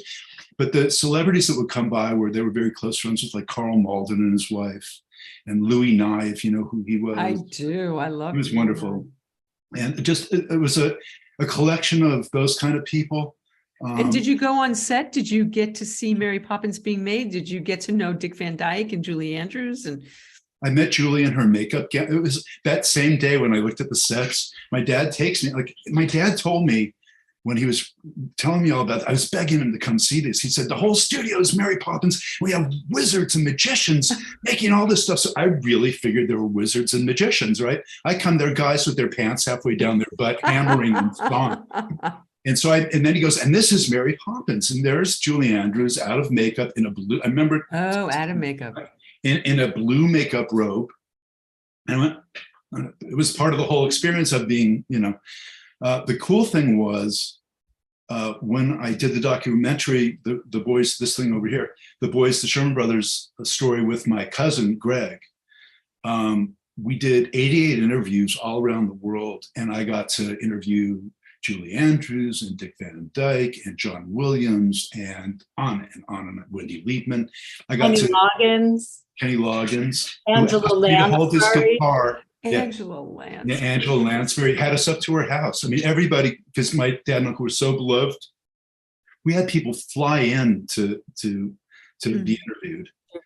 Randy Newman. I mean, just there's, you know, tell everybody about the boys. Give us a little. Well, my dad and uncle were Vine Street songwriters. They were like song plugger songwriters, writing novelty songs and whatever was going on. Disney hired them because he needed some. They'd written a song that Annette Funicello recorded called Tall Paul. It was their first big hit. Disney, she was getting all the fan mail, and so Disney boosted her and let her do some. Annette, of course she was. You said it, I didn't have. And I loved Annette. I used to hang out with her when I was a kid, and I had the biggest crush. She was older than I was, but I had the biggest crush on her. We'd go to her house, and then one day Shelley Fabre walked in, her best friend, and I was like, "Hey, this is a good place." So anyway, so they wrote all the early Annette's hits. They wrote Pineapple Princess and all these kind of, like, you know, you have to be like 90 now to know these songs. But anyway, I just found out today they wrote You're 16, which I never knew. Yeah, they wrote You're 16, and Johnny Burnett originally recorded it. It was in American Graffiti. It was, you know, that was one of their biggest first hits. But so they wrote these songs, and Disney heard that they could kind of write different styles, because they wrote Tall Paul, which was sort of like a pop song, and then they wrote Pineapple Princess, which had kind of a Hawaiian sound to it, and they could write all these. And Annette's albums were like Italianette, all these different kind of themes, and they could write anything because they came from Vine Street, where you were trained to write anything that came up. So also my grandfather, Al Sherman, had been a Tin Pan Alley songwriter. He was one of the top 10 Tin Pan Alley songwriters, wrote Potatoes Are Cheaper, Tomatoes Are Cheaper, and Now's the Time to Fall in Love. A lot of those kind of Eddie Cantor. Gotta be a football hero to get along. Beautiful girls. Right. And so I remember that song. So he wrote a lot of Living in the Sunlight, Loving in the Moonlight, all these big songs.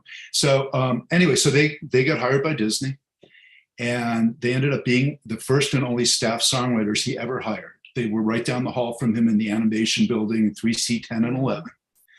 And they got assigned everything. And it was the perfect time for them to come into the studio, because Walt had Disneyland. He had the ABC Sunday Movie. So he was doing movies every week. He had just tons of stuff going on, and all the movies. So he hired them as staff songwriters, and they just were, every song, they would just get the assignment, write a song for this, write a score for this, write this. They were always doing something. And it was wonderful for them because constant assignments. And they worked with Disney from 60 till he died, from 1960 till 66, I think it was, 65. And they wrote a ton of movies for him. The thing about my dad and uncle, though, were, as they were these great family songwriters, they didn't really like each other too much.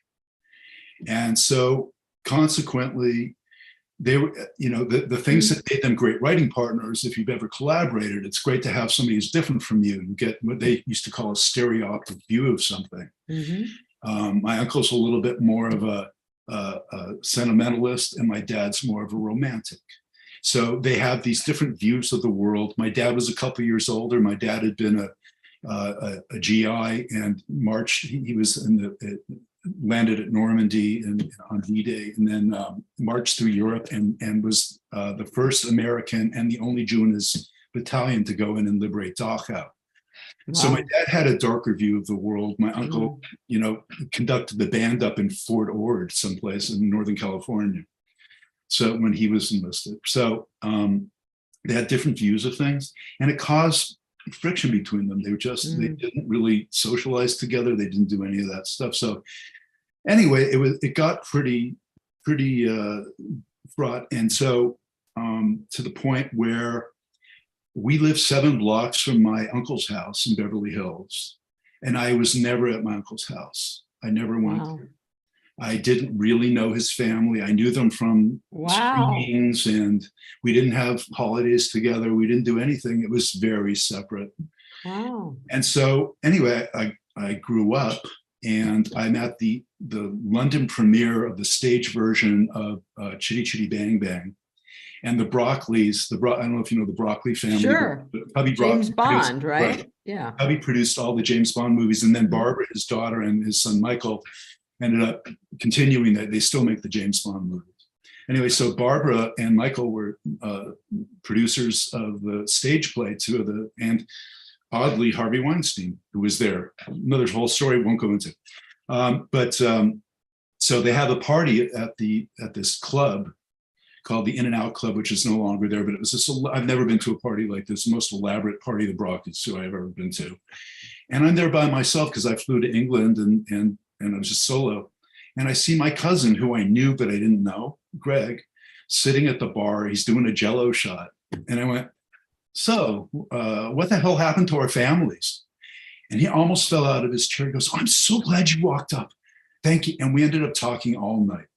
Wow. And we tried to figure out what went wrong with our, why was it so, nobody ever really talked about the dynamic of the family. So long story short, we ended up, it was Greg's birthday. I took him out for breakfast and Mary Poppins was going to open on Broadway. And I said, Greg, you know, it'd be really interesting.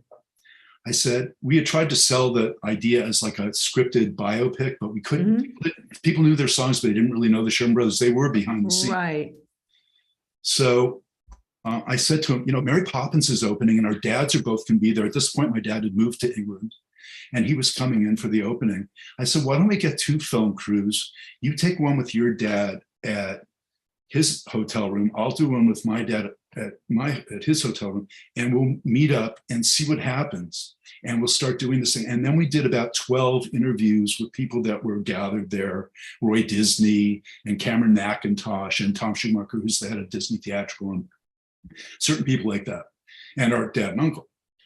And we ended up making this little 24-minute presentation and showed it to Roy Disney, who was the nephew of Walt, and showed it to Tom Schumacher, who's head of Disney Theatrical. They both called the head of the studio at the time, and he called me at home. They said, will you hold? And I'm like, yeah. And he said, I hear you got something special. Will you come in tomorrow and show this to me with your cousin? I said, sure. I called Greg. I found out he was in New York. He flew home like right away. And we go into this private screening room at Disney Studios in the Team Disney building, which is the one with all the dwarfs on the outside. Mm-hmm. And we wanted to sell it as a narrative film. It was just sort of a proposal, a proof of concept proposal. And instead, when the lights came up, the cook, who was the chairman, wiped a little tear from his eyes and he looked at us and he said, come in tomorrow, we're going to start with a documentary. You guys think you can do a documentary like this? It's pretty good. And I said, yeah. And he said, just go deeper and darker. So that led us on a 3.5-year journey shooting these 88 interviews. And really, it was fascinating because I got to know people. Sam Golden Jr. was my dad's best friend growing up. And he put me right in he used to come to dinner with my grandparents and he put me in the room with them and explained what my dad was like then, how he changed after the war. It was such a 3D. You got to know your dad by doing this documentary about him. Wow. So it's on Disney Plus now, isn't it? Yeah, it's on Disney Plus. It's fascinating. I've seen it 30,000 times. So it was a lovely experience, and it's a, you know, it's the basic theme of it is it's, you know, it's not unusual for brothers to fight, especially brothers or sisters or siblings that are in business together, but to do it successfurly for 50 years, unbelievable, and 50 movies. They needed each other, though. They, as Jeff Curdy said in the documentary, the crucible of creativity was their angst together. I'm misquoting him, but yeah, they needed each other. And they loved each other, but they were just such different people. But my uncle's still around. My dad passed away 2012, but my uncle's still around. He's 94 years old. I have lunch with him every about 3 months, and he's still with it. He still plays piano every day. How did he feel about your film? They loved it. You know, they were nervous because we didn't hold back. You know, we told them. I said, I'll be honest, and I told my dad when we were doing it, I said, I don't know how much of this story you want me to tell, so I'm going to tell it. I'm going to show it to you, and then you tell me what you want cut out, and we will do it. I promise you. And so we did that. We saw it in England, and did you take stuff out? Yeah, it's about 85% of the movie. It got petty, it was like stuff that people really wouldn't care about. Right. This was more really about the dynamics of their relationship without doing this stuff that's just stupid. I'm still stuck on the fact that Betty Davis might have been married. Yeah, she was a main contender. Well, I think I know why. Do you remember a movie called Pocket Full of Miracles, and she played Apple Annie? Yeah. And I'm thinking it was probably because of that film, because it was kind of like a Mary Poppins-esque homeless. What, did you ever see it? Yes. Wendy? No. It's kind of a character that is strange, nothing like anything we've ever seen Betty Davis do before, but not that unlike a Mary Poppins kind of character. I did learn something new. When you're with somebody for so long, you think you know everything that they know. And there you go. Now I know. Okay, so speaking of you, let's talk about you for a moment. It's interesting to do an interview like this, because trying to keep a balance between the two of you and get to have you each have your time. And it's like, but I want to dig in a little with you. So Wendy, I've sat down with you before, and I know the answers to this, but for people who are out there who might not. Oh, by the way, Aris just wanted to know if you still have the book, that little book, the Mary Poppins book. Do you still have it, Jeff? No. Okay. We never. I don't know. I don't know where they probably had to return it to him. I don't know. Yeah. No, because I don't think I have to ask my uncle. Yes, Aris Kakis. Yes. Hi, Aris. Yeah, oh, there's Penny's here. Oh, lots of people are here. Your friends are here. Oh, hi, Penny. I haven't been going through the questions because I've been riveted by what you guys are telling me. And what I'm going to do is I'm going to tag you guys after the interview, and then you can answer what they wanted to know, because I'm asking you my questions right now. No, because really I forgot my contact lens, so I would have to really go here and really look really carefully. So Wendy, yes, you came up. All right, you were going to be a therapist. I know this. Anybody out there who doesn't know the story, you can listen to the road taken from 6 years ago. You'll hear the story, but you came up at a time when there were very, very few female comedians. There was Elaine Boozler, there were very few female comedians. First do tell us, how did that happen? How did you go from, all right, I'm going to be a therapist, all right, I'm going to be a stand-up comic? What was? Yeah, I was going to be a therapist, and I was working at Mass Mental Hospital at Harvard Medical School doing psych research. And I was around the most challenged population, mental health wise. And I was too depressed. I just thought, I don't want this. This is too difficult. And I took the mail in from the wrong apartment. I lived in a duplex, and I took the mail in from the wrong apartment, and in it was a course catalog from the Cambridge Center for Adult Education. Did I already tell you this story on The Road Not Taken? I was gonna say it doesn't matter, because this years ago. So I took an acting class because I had always done theater. I was Eliza in My Fair Lady. I was Dorothy in The Wizard of Oz. She's a great singer. Were you funny? Were you funny? I was. You had to be. Yeah, I was a little funny. And during college, I used humor to get a job once. So it was a skill that I had. So, but I took an acting class because I wanted to do that. And the teacher quit during the break. Like, he just didn't want to be there. So they said, take another class instead of us refunding you. So I'm looking through the course catalog, and I see how to be a stand-up comedian. And it was like angels were singing. I just knew that I should take that class. And I don't know why I didn't see it the first time, but I took it. It wasn't something you thought about before, though? No, because who are your role models? Well, Joan Rivers. And I loved watching Roseanne. I remember watching her. I remember watching Stephen Wright during college. Mhm. So, but it wasn't something that I had thought of for myself. But when I saw that it was a class, you could learn it, I was overjoyed. So the teacher was a guy named Ron Lynch, he still does stand up, and he's gone on to be on the Sarah Silverman program, and he was in the movie Bob's Burgers, and he runs a show out here in California, in LA. Mhm. Mostly like alternative comedy. He's still great. And he was my teacher, and he took me under his wing, and he let me go to gigs he was in a comedy team at the time. And I just started doing stand-up at night. So I had like a day job. I had left the psych research, and I was just working at a college, administrative. And every night I would go and do stand-up.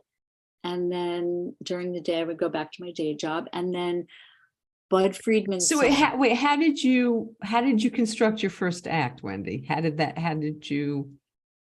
It was part of the class, I guess, just putting 5 minutes together. Right, but what was your persona? You have a signature style. You just do. Was that something that immediately came to the fore, or did you cultivate? Were you telling those kinds of jokes right from the get-go? Not really. I just remember watching the other comedians around me and seeing it work for them. So it's like when you're an artist, I think you assimilate what you see live. And so I got to hear Brian Kiley and Jonathan Katz and Don Gavin and Lenny Clark, and Kevin Meaney was a big influence. He was always talking, and it was like he had you on a roll. And oh, this is funny too, or interesting. When I was young, I remember seeing Phyllis Diller on the Merv Griffin show, and she said, you have to hit them, and then just when they're done and they think they're done laughing, you hit them again. And I remember thinking, I know what you are talking about. Like, so I guess I understood that kind of humor. And I honestly didn't want to be on stage without getting a laugh. Like to this day, I don't like the silence. So I would just add another tagline. So I guess that's my style. But my early jokes my very first joke was written in response to pain. I was not kicked out, but I was not accepted into a creative writing class that I thought was a given.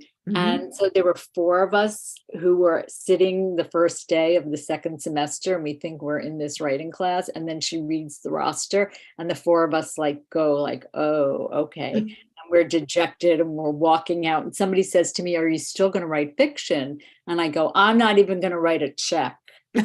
And that became my first joke. I said, I'm a writer. I write checks. They're mostly fiction.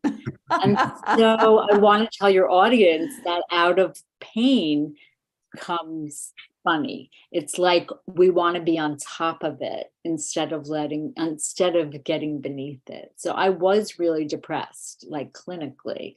And I loved being around comedians and comedy clubs, and I laughed all the time. And there's a whole study now, it came out of Stanford, about laughter and how good it is for you physically, emotionally. It's called, the study is called gelotology.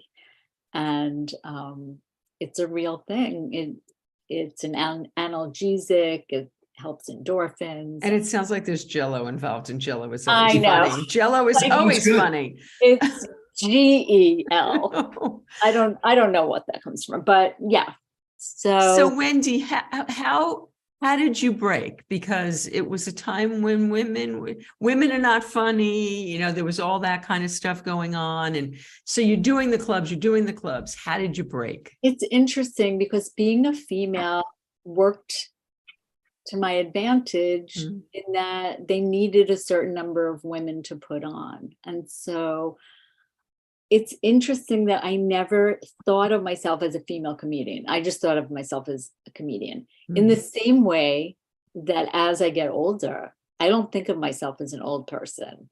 I just think of myself as a person. So I'm not labeling myself. So if you're labeling me, that's your problem. I try, that's my philosophy anyway. So Bud Friedman saw me and brought me out to LA for a competition. And I was in Boston. That's where I started my career. And, you know, I try to think, I got on the Tonight Show with Johnny Carson, and I remember flying back, and I had a day job still. So I had to fly back to Boston the next day for my day job. But I remember sitting on the plane going, I could die now and be okay. I've been on the Tonight Show with Johnny Carson. And I'm glad I didn't, because I realized it's not about one thing. It's all cumulative. Sure. And, you know, Johnny Carson has changed people's lives, like Drew Carey and Ellen. They really got their start from him. For me, it's just an arrow in my group of arrows. Like, it's just something that I have. And it's a good one, though. Yeah, I'm grateful for it. I really am. But I also feel like my voice has changed. I've gotten almost really shy since the pandemic. Like, it's weird. I was explaining this to somebody that each time now I'm on stage, it's more real.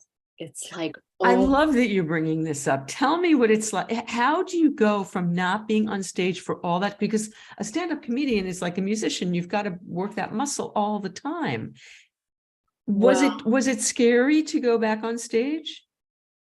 It really was. Yeah. I had done a lot of Zoom shows, which I actually liked doing because I could keep my jokes on the screen behind the like I could read them like a teleprompter, because I definitely have not memory loss. It's just harder for me to memorize what I was going to say. And I guess performing every night, I would like get into, but But the hardest adjustment though was because the first time you went back on stage, you didn't have your pants on. Yes, because I was so used to just, He's the funny one, Vicki. He is so freaking funny, but he would never want to be on stage. Although every once in a while he'll say to me, I might do 5 minutes. Ooh. I might climb Mount Everest too. Okay, right. So, but he's the funniest person I know. And you know, I said my act would be I'd go out on stage and I'd say, hi, I'm Jeff, and kind of freeze. And I'd have a little water pump and I'd just start pumping water into my pants. The Albert Brooks broadcast news thing just starts sweating. Not sweating, peeing. But down there. Peeing my pants. And then just finally have me start laughing. I'd look down and go, that's my time. That's a perfect 5 minutes. Well, we are very yin yang in that, you know, we're very complimentary in that he's so funny, but he doesn't have that extra need. I don't know what that is. I always loved, because I worked on a lot of sitcoms. My thing was, it was great to give it a really good actor, a funny, like Will Friedle, who I mentioned, who was on Boy Meets World. You give him anything that's moderately funny, he made it better. And to have, we did that in Boy Meets World, we did that in front of the live audience. When you say it and like you come up with it on the set because the joke that you had didn't work, and you pitch it and it goes there and they laugh, and that's great, because I can stand back like I'd be the kid in the back of the class. I'd say something and then they'd look to see who said it. I didn't want to be the one in front. I never liked that. I had an experience when I was just at the Irma Bombeck Writers Workshop, and I was teaching stand-up. I've taught stand-up 4 times now. And I wanted everybody, there were 60 people, I wanted everybody to feel what it felt like to get a laugh on stage. So I typed out 300 jokes or whatever of different people's, Brian Kiley's, Rita Rudner's, and a lot of mine, and Stephen Wright, and anyway, I gave them all jokes. They could pick one. And it was thrilling to hear my jokes get a laugh with me not performing them. Like, it still got a laugh. So anyway, Funny is funny. I don't even know why I added that, but No, I like that because it kind of it piggybacks on what Jeff was saying. So it's great for me because I have somebody at the house. I can roll over in bed and go, honey, how about this? And then I'll hear her do it. And sometimes they work and sometimes they don't. Well, he wrote one of my favorite new jokes, is that during the pandemic, I developed something called Amazonesia, which is you get a box and you're like, what did I order? Because everybody 10 relates. boxes today. We had no idea what was in them. Yes, I totally get that. I love that. And I also get what you're saying, Jeff, because when Gabe was writing for like Letterman and stuff, I would occasionally get something on. I would get something on, and the feeling is amazing. Yeah. And you don't but have usually to, mine was just a piece of something. It wasn't the whole something. Yeah. And you don't have to be on the spot. It's great. It's like me being on the Bill Maher trip. It's the +1. I don't have to go up, but I get to sit in the sun for a couple of days. That's wonderful. I could sit here and I could talk to you guys all, and I feel like we haven't even begun to scratch the surface. Will you come back? Will you do a part 2? And we can talk more career, because we've been talking for an hour and 40 minutes. It's like flown by. Yeah. You're so good at this. Yes. You always have been. You should go to the Irma Bombeck Writers Workshop. To teach something. Yeah. I have tens of fans and nobody's inviting me to Irma Bombeck to teach this, but it's what I love to do. For me, I'm blessed that I get to do what I do, and I don't have to have success at it to enjoy the hell out of it. And, it's just. Well, the process. That would require going on a plane too, by the way. It would require going on. But it's every other year. So it'll be in 2 years in Dayton, Ohio. We made reservations. We're going to Paris and London in April. You know why? Because I've been wanting to go all my life, and we're old. And it's like, if we wait till there's no more COVID, we may never, ever go. So we're going to go. That's fantastic. Wow. Yeah, we're going to go. And are you going to ask Phil Rosenthal where to eat? Phil tells me when we went to San Francisco, Phil has directed my eating in many, many places. Absolutely. And isn't it okay? So I don't know that I've ever told you this, but you, Wendy, and you, Jeffrey, because you were the producer, you guys were a life changer for me, because you invited me to the taping of Taller on TV, and I met Phil there. Oh, wow. And because of the connection with Gabe, knowing Ray, and I was able to talk to him.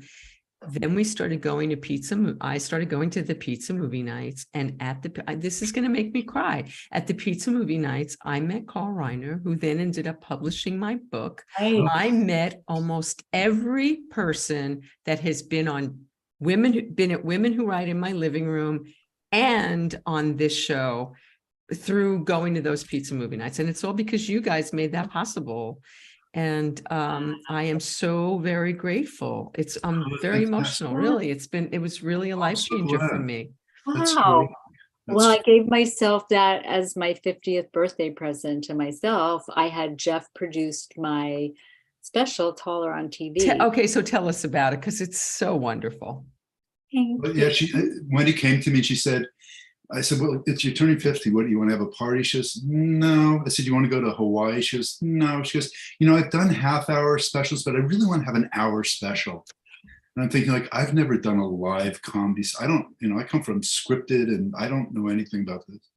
So I had interviewed, one of the people I interviewed at the time was John Landis for the documentary, because he had directed the movie My Dad and Uncle. My dad was actually in Beverly Hills Cop 3. Oh, how funny. And they wrote a song for it.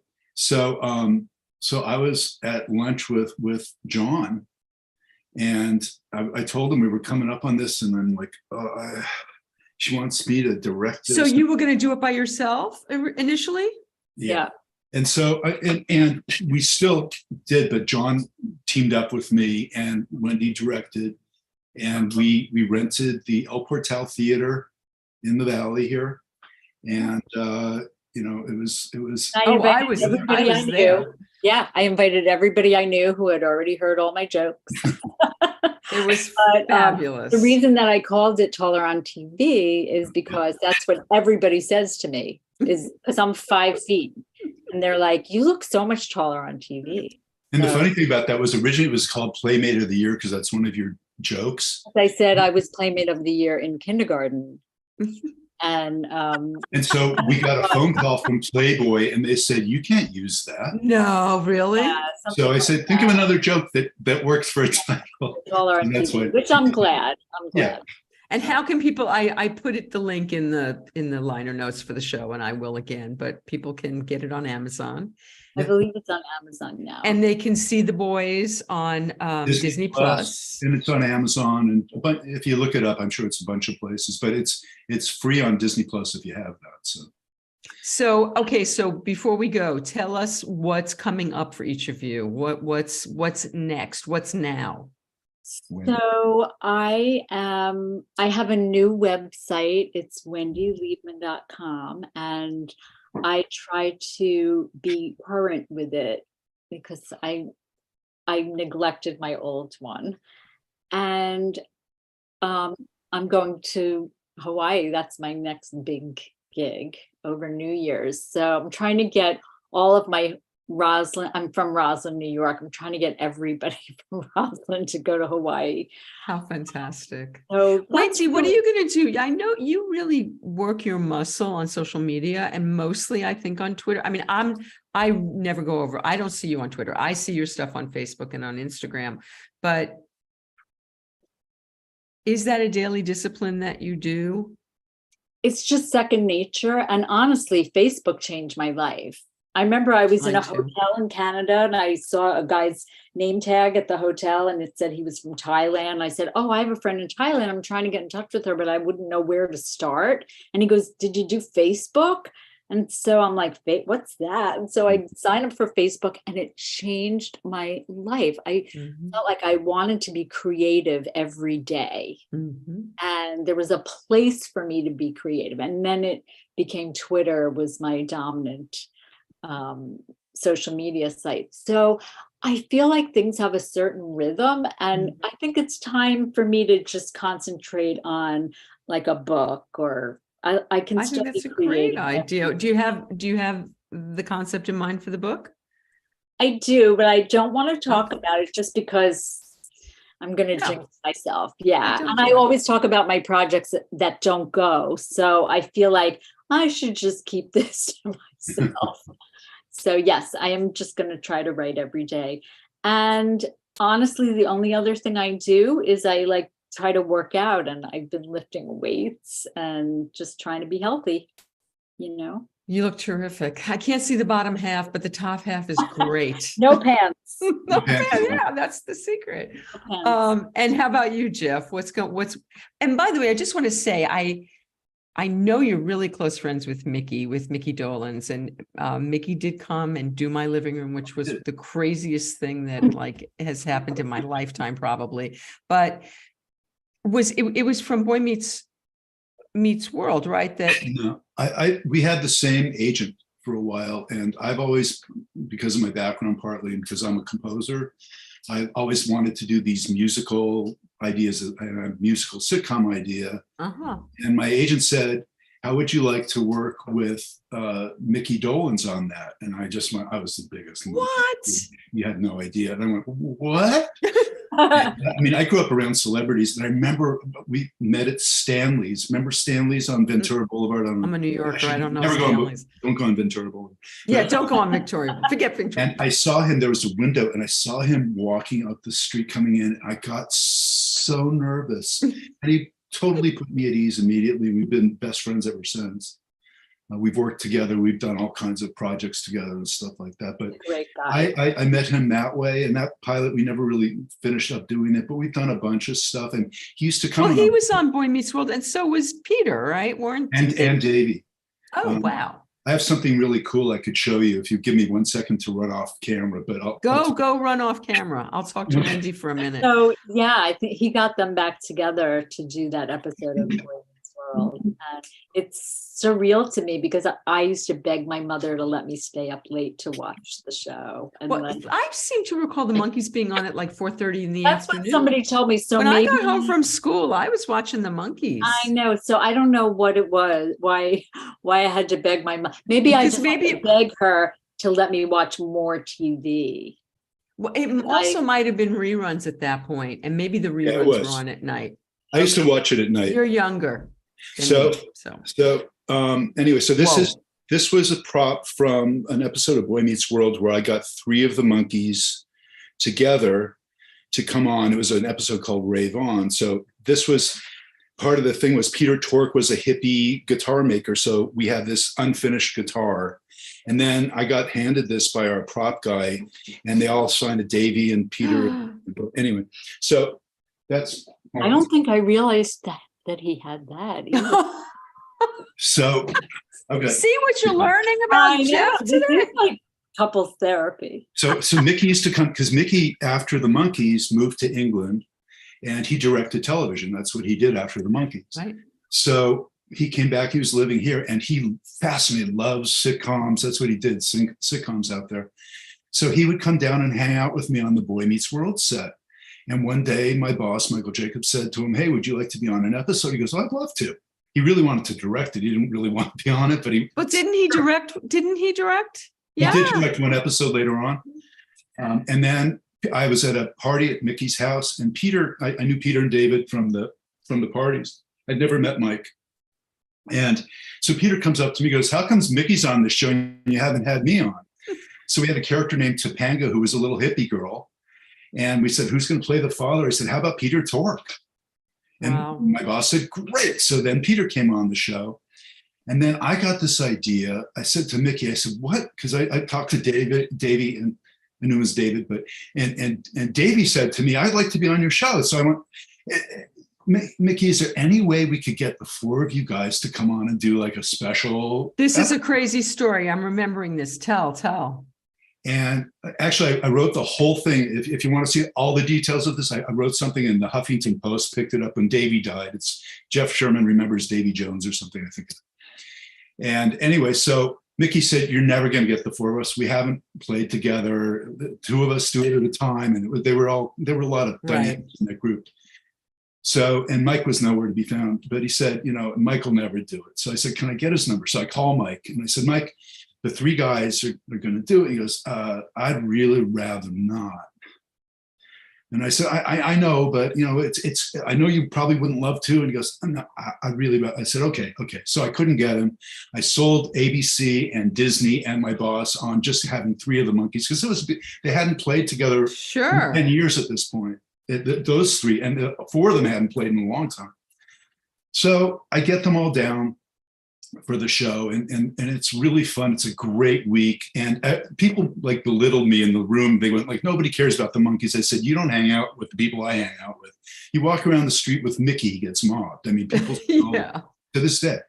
So it was like this big event, and all these people showed up for the taping. We used to have to bus people. People called up to get tickets because the Monkees were going to play together. I sat in a recording session with all of them. Lawrence Juber, who you may know, the guitarist. Sure. Mm-hmm. He did all of our with Ray Colcord, who was our music director. He did all the guitar on our show, which I didn't know at that point. So I go to session, and the lead guitarist from Wings is playing with the Monkees, and I'm watching them play, and I'm like pinching myself. Anyway, so the night of the show, we're there, and my friend Harold Bronson, I don't know if you know Harold, but he was one of the founders of Rhino Records, and he's the biggest, aside from me, the biggest Monkees fan in the world. And so Harold shows up for the taping. I said, "Oh, I didn't know you were coming." He goes, "Yeah, I'm going to take some pictures." And I see him walk backstage. I'm okay. And then I'm standing just waiting for the show to start. It's tape night with the audience and everything, crowd, and people are standing all over the place. And I saw this lanky guy walk back to the backstage, and I see him go in the room. And I'm like, and my boss runs over and goes, "That's Mike Nesmith." I said, "I know." He goes, "Go get him on the show. He's here." I said, "He doesn't want, go get him." And he pushes me into the room with the guys. Now, these guys hadn't been together in years. The four guys have not been in a room. I go in and I hear them, and Mike goes, maybe we should find a studio far away where nobody sees us. We'll see if we still got something going. I'm going, what? This is happening right in front of me, right? Wow. So I turn around to leave. I don't want to interrupt this. And my boss goes like this through the window. So I go and I say, hey, and Mickey goes, hey, Jeff, come here and meet Mike. So I meet Mike and I say, hey, Mike, I'm Jeff. I'm the one who talked to you a couple of weeks ago on the phone. He goes, uh-huh. So, well, you're here, and, I'm not sure why you're here, but hey, it's great you're here. Would you come be on the show? He goes, I'd really rather not. And I said, okay. And I could tell he really would rather not. So I go out, and now everybody's heard Mike Nez. All four monkeys are in this room. So the ABC executives are there, the Disney, everybody's staring there. Half the staff is there. And my boss goes, did you get him? I said, he doesn't want to do it. He goes, go back in. He pushes me back into the room. And I turn around and I see Mike like turn and look at me like this. And I said, never mind. I walked out and went to type up a resume because I thought it was going to be. So he didn't end up being on the show, but he was right there, which is really cool. And then it's a longer story, which I don't know how much time we have, but so Mickey calls me up like a couple weeks later. And he said, hey, Jeff, I don't know what you're doing, but come to Billboard Live on Sunset tonight. Don't be late. Get there at 7:30. I go, why? He goes, I can't tell you anything. Just show up. And I go, and there's Little Richard's there, and Brandon Tartikoff, and all these big shots. I knew something big was going. There was a rumble. Nobody kind of knew what was happening. Mhm. Suddenly the lights go out. The lights go on the stage. The four monkeys come out and play a set. And I cried. Right. Wow. Okay, so I'm going to tell you my quick monkey story. So I saw Davy Jones as the Artful Dodger on Broadway in Oliver, which is the reason I wanted to be an actress. Now I was I don't know, 7 or something. Then I booked Davy Jones at the Rock and Roll Cafe on Bleecker Street. It must have been a lull in his career. The place only held 125 people, and he did my little stage. Okay. Then I met Mickey because he was on the Tonight Show when Gabe was writing for Leno. And so we sat in and out with my kids, and we had a little meal, and I got to meet Mickey. And then I hounded him to try to be on the show and everything, and to do Women Who Write.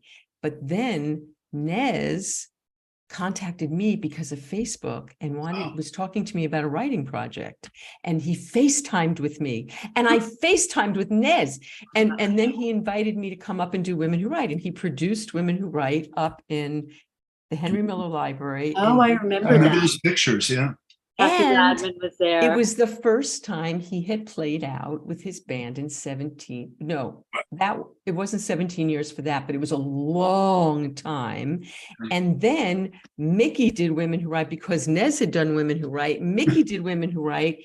And then Nez rejoined the Monkees. And I'm saying it's because of me.